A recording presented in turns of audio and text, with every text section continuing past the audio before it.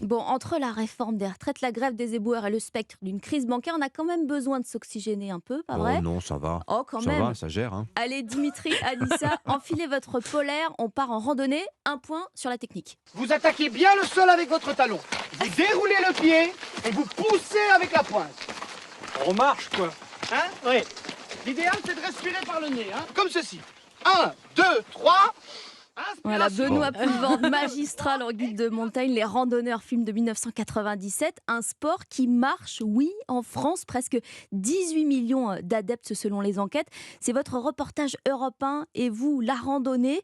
Niveau équipement, un accessoire reste quand même indispensable, une bonne paire de chaussures, c'est évidemment, l'atout essentiel.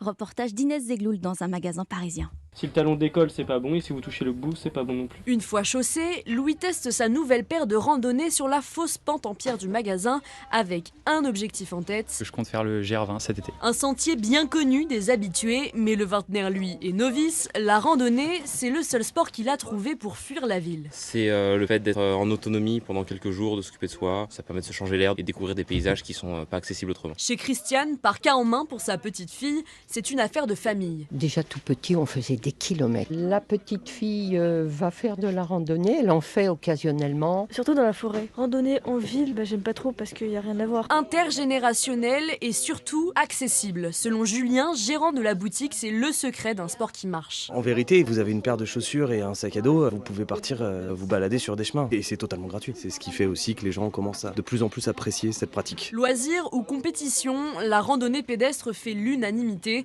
Plus de la moitié des Français l'ont déjà pratiquée. Un reportage d'Inès Zegloul pour Europe 1.